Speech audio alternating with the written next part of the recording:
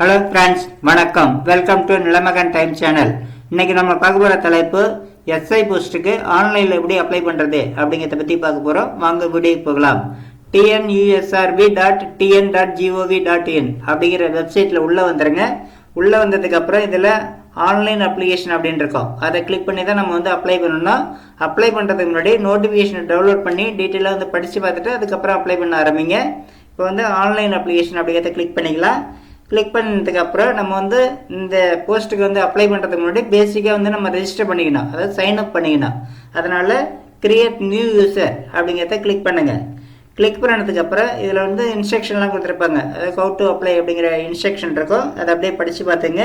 படித்து பார்த்துட்டு அப்படியே கீழே வந்தீங்க அப்படின்னாக்கா கடைசியில் டிக்ளரேஷன் இருக்கும். அந்த செக் பாக்ஸ் டிக் பண்ணிவிட்டு கண்டினியூ அப்படிங்கிறத கிளிக் பண்ணுங்கள். கிளிக் பண்ணதுக்கப்புறம் நம்ம மெயில் ஓடிபி அதுக்கப்புறம் மொபைல் ஓடிபி ரெண்டுமே சென்ட் பண்ணி நம்ம வெரிஃபை பண்ணணும். அதாவது mail verification and mobile verification ரெண்டுமே இருக்குது. அதனால் ஃபஸ்ட்டில் உங்களுடைய இமெயில் ஐடி டைப் பண்ணிவிட்டு சென்ட் ஓடிபி அப்படிங்கிறத கிளிக் பண்ணுங்கள். கிளிக் பண்ணது உங்களுடைய இமெயில் ஐடிக்கு ஓடிபி வந்திருக்கும். அந்த ஓடிபியை இந்த கட்டத்தில் டைப் பண்ணிவிட்டு வெரிஃபை ஓடிபி அப்படிங்கிறத கிளிக் பண்ணுங்கள். கிளிக் பண்ணதை இப்போ email OTP verification ton successfully அப்படின்னு வந்துடும். அதே மாதிரி தான் உங்களுடைய மொபைல் நம்பர் என்ட்ரு பண்ணிவிட்டு சென்ட் ஓடிபி அப்படிங்கிறத கிளிக் பண்ணிங்கன்னாக்க இப்போ உங்களுடைய மொபைல் நம்பருக்கு ஓடிபி வந்திருக்கும். அந்த ஓடிபியை இந்த கட்டத்தில் டைப் பண்ணிவிட்டு வெரிஃபை ஓடிபி அப்படிங்கிறத கிளிக் பண்ணுங்கள். கிளிக் பண்ணது இப்போ mobile OTP verification ton successfully அப்படின்னு வந்துடும். இப்போ 2 வெரிஃபிகேஷன் முடிஞ்சிருச்சு. இதுக்கப்புறம் நேம் அப்படிங்கிற கட்டத்தில் உங்களுடைய 10th மார்க் ஷீட்டில் என்ன நேம் இருக்குதோ அதே மாதிரி ஸ்பெல்லிங் மிஸ்டேக் இல்லாமல் கரெக்டாக டைப் பண்ணிவிடுங்க. இனிஷியலுக்கு செப்பரேட் பாக்ஸ் கொடுத்துருக்காங்க. இந்த செப்பரேட் பாக்ஸில் இனிஷியல் டைப் பண்ணிவிடுங்க. அதுக்கப்புறம் பார்த்தீங்கன்னா பாஸ்வேர்டு கிரியேட் பாஸ்வேர்டு அப்படின்ட்டு இருக்கு. இதில் நம்ம புதுசாக பாஸ்வேர்டு கிரியேட் பண்ணோம். அதாவது லெட்டர்ஸு நம்பர்ஸ் ரெண்டு இருக்கிற மாதிரி இருக்கணும். லெட்டர்ஸ் பார்த்தீங்கன்னா அப்பர் கேஸு லோயர் கேஸ் ரெண்டும் மிக்ஸ் ஆகிருக்கணும். அதாவது உங்களுடைய நேம் நேமில் ஃபஸ்ட் லெட்டர் கேபிட்டல் லெட்டராக வச்சிங்க, மற்றபடி ஸ்மாலில் வச்சுட்டு டேட் ஆஃப் பர்த் இயர் வச்சிங்க, ஈஸியாக முடிஞ்சிடும். இது பார்த்தீங்கன்னா 8 to 12 கேரக்டர்ஸ்குள்ளேயும் இருக்கணுங்கிறாங்க. அதனால் நேம் லாங்காக இருந்தால் அதை ஷார்ட்டாக வச்சிங்க. அதாவது ஷார்ட்டானா நேம் மட்டும் கேட்டீங்க. நேமு நம்பர் இருக்கணும், ஒரு எழுத்து கேபிட்டல் லெட்டராக இருக்கணும். அவ்வளோதான், ரொம்ப சிம்பிள். அதே மாதிரி கன்ஃபார்ம் பாஸ்வேர்டில் மேலே என்ன பாஸ்வேர்டு டைப் பண்ணிங்களோ அதே கன்ஃபார்ம் பாஸ்வேர்டில் டைப் பண்ணிவிடுங்க. அதுக்கப்புறம் இந்த கேப்ஷா பார்த்து கீழே உள்ள கட்டத்தில் டைப் பண்ணிவிட்டு சப்மிட் அப்படிங்கிறத கிளிக் பண்ணுங்கள். கிளிக் பண்ணது இப்போ ரெஜிஸ்ட்ரேஷன் கன்ஃபர்மேஷன் அப்படின்னு மெசேஜ் வந்துடும். இது பார்த்தீங்கன்னா யூசர் ஐடி. இது உங்களுடைய மெயிலுக்கும் வந்திருக்கும், எஸ்எம்எஸும் வந்துடும். இதை இந்த ஐடி எழுதி வச்சிங்க.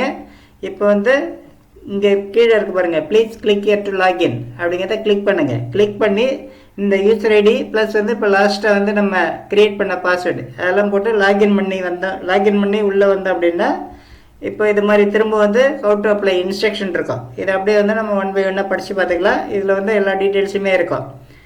டாக்குமெண்ட் அப்லோட் பண்ணுறது, பேமெண்ட் டீட்டெயில்ஸ் எல்லா டீட்டெயிலுமே இருக்கும். ஏன்னா ஃபார்ம் ஃபில் பண்ணுற டீட்டெயில் ஃபுல்லாகவே இதில் ஸ்டெப் பை ஸ்டெப்பாக கொடுத்துருக்காங்க.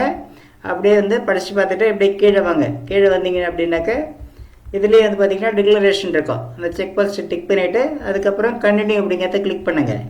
கிளிக் பண்ணதுக்கப்புறம் இப்போ பார்த்தீங்கன்னா இந்த ஃபார்ம் ஓப்பன் ஆகிடும். இதில் நம்மளுடைய நேமு டேட்டா பற்றி இதில் ஏற்கனவே டைப் பண்ணுறது இருக்கும்.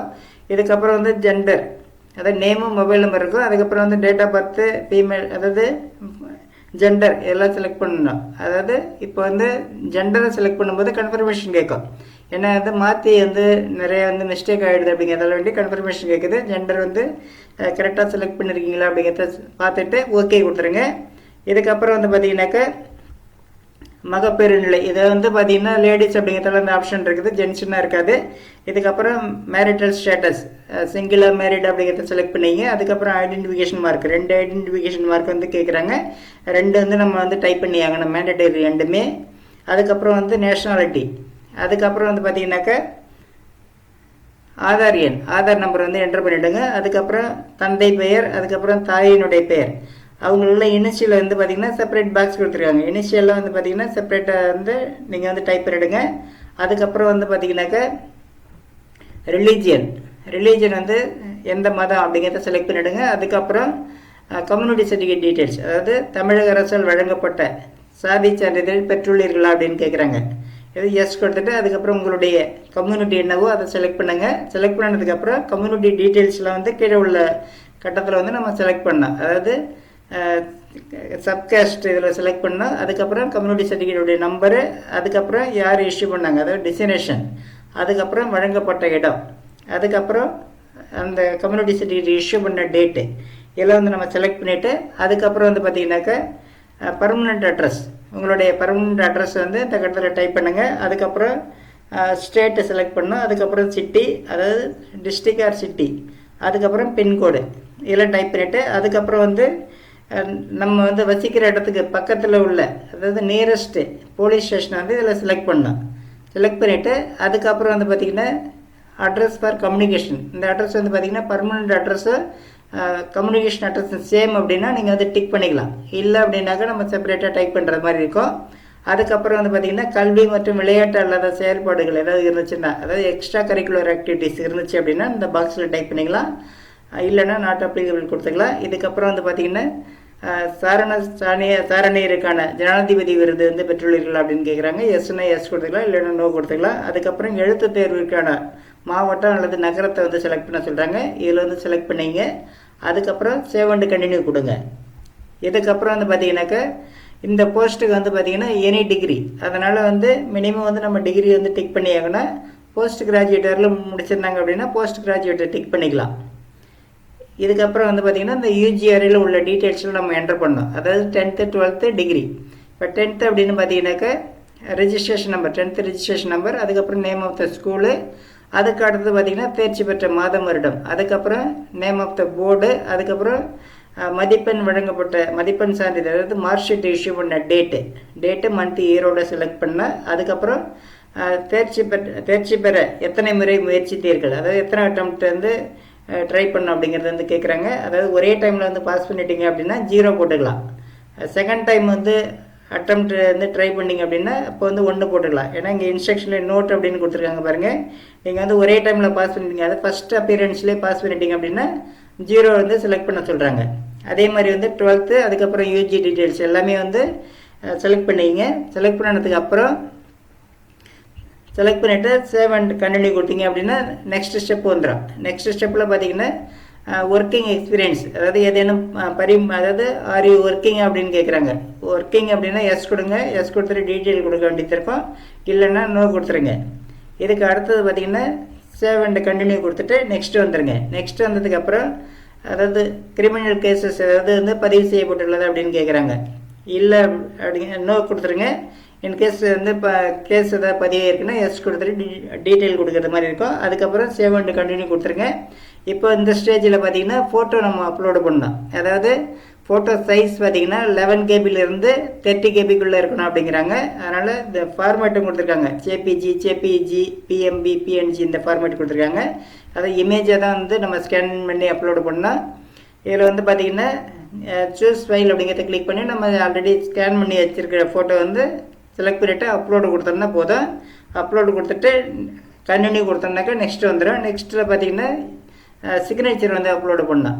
சிக்னேச்சர் சைஸ் பார்த்திங்கன்னா 5 கேபிலேருந்து 10 கேபிக்குள்ளே இருக்கணும் அப்படிங்கிறாங்க. அதுவும் அதே ஃபார்மேட் தான், JPG, BMP, PNG images format.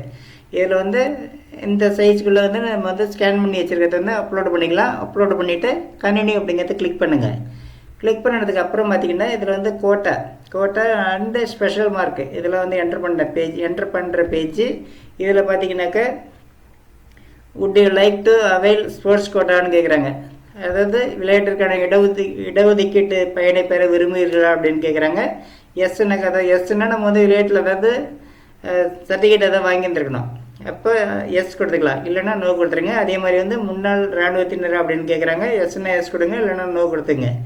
அதுக்கப்புறம் வந்து தமிழ் வழியில் பயின்றதற்கான முன்னுரிமை பயனை பெற விரும்புகிறீர்களா அப்படின்னு கேட்குறாங்க. இதை நீங்கள் எஸ் கொடுத்தீங்க அப்படின்னா பிஎஸ்டிஎம் சர்டிஃபிகேட் வந்து அப்லோடு பண்ணணும் கம்பல்சரி.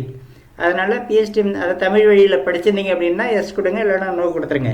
இதுக்கு அடுத்தது பார்த்தீங்கன்னாக்கா ஸ்பெஷல் மார்க், இது வந்து என்சிசி, என்எஸ்எஸ், இதுக்கப்புறம் வந்து would you like to avail special mark for sports, இதெல்லாம் வந்து எஸ்னா எஸ் கொடுத்துருங்க, இல்லைன்னா நோ கொடுத்துருங்க. இதுக்கப்புறம் சேவ் அண்ட் கண்டினியூ அப்படிங்கிறத கிளிக் பண்ணுங்கள். கிளிக் பண்ணதுக்கு அப்புறம் பார்த்திங்கன்னா இப்போ வந்து டாக்குமெண்ட்லாம் அப்லோடு பண்ணலாம்.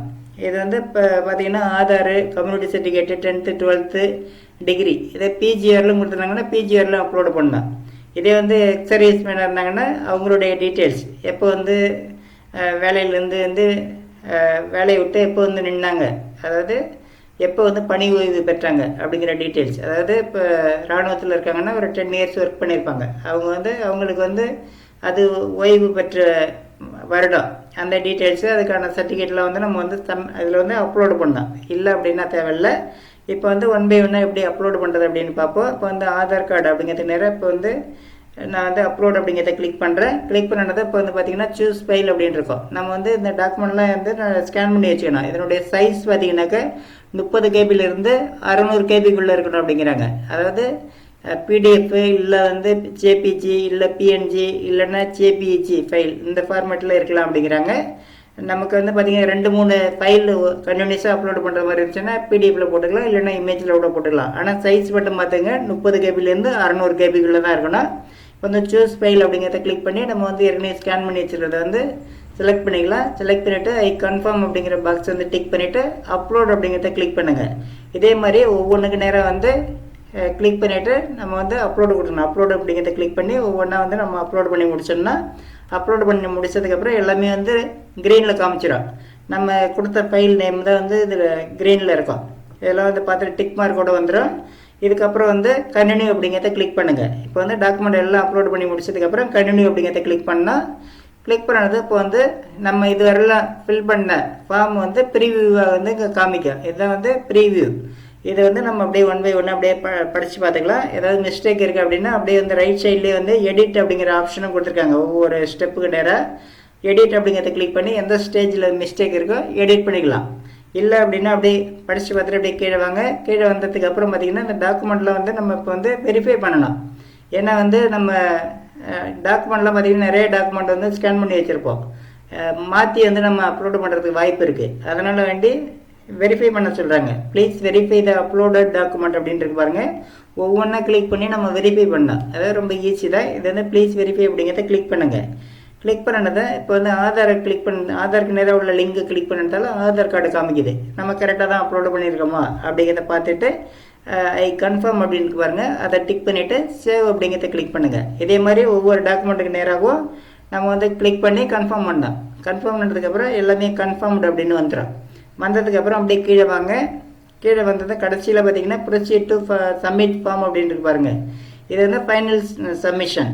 ஏன்னா வந்து இதுக்கப்புறம் எடிட் பண்ண முடியாது. அதனால் ஒரு டைமுக்கு 2 டைமும் வந்து ஃபார்ம் வந்து கரெக்டாக இருக்கா அப்படிங்கிறத வந்து படித்து பார்த்துட்டு ப்ரொசீட் டு சப்மிட் ஃபார்ம் அப்படிங்கிறத கிளிக் பண்ணுங்கள். இது மாதிரி கன்ஃபர்மேஷன் கேட்கும். அதாவது செக் பாக்ஸ் இருக்க டிக் பண்ணிவிட்டு அதாவது டிக்ளரேஷன் இதை வந்து படித்து பார்த்து டிக் பண்ணிங்க. அதுக்கப்புறம் சப்மிட் அப்படிங்கிறத கிளிக் பண்ணுங்கள்.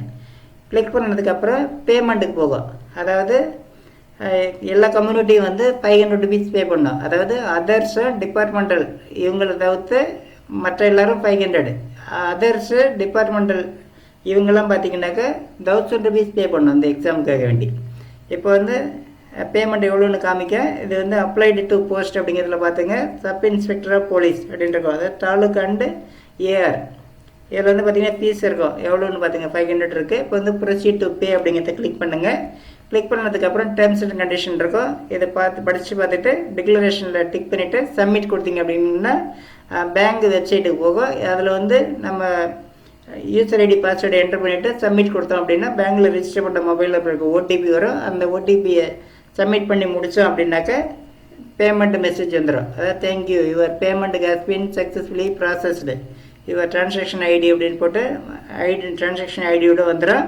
இதுக்கப்புறம் வியூ டவுன்லோடு அப்படிங்கிறத கிளிக் பண்ணி நம்மளுடைய அப்ளிகேஷனை வந்து டவுன்லோட் பண்ணி பிரிண்ட் அவுட் எடுத்து சேஃபாக வச்சுக்கலாம். இதுதான் எஸ்ஐ போஸ்ட்டுக்கு ஆன்லைனில் விண்ணப்பிக்கிற மெத்தடு. இந்த மெத்தடை ஃபாலோ பண்ணி யாரெல்லாம் வந்து எஸ்ஐ போஸ்ட்டுக்கு அப்ளை பண்ணுறாங்களோ அவங்களாம் வந்து அப்ளை பண்ணிக்கிறதுக்கு வாழ்த்துக்கள். இந்த வீடியோ பிடிச்சிருந்தால் லைக் பண்ணுங்கள், ஃப்ரெண்ட்ஸுங்க எல்லாருக்கும் ஷேர் பண்ணுங்கள், கமெண்ட் பண்ணுங்கள். நம்ம சேனலை புதுசாக விசிட் பண்ணுறவங்க மறக்காமல் சப்ஸ்கிரைப் பண்ணுங்கள்.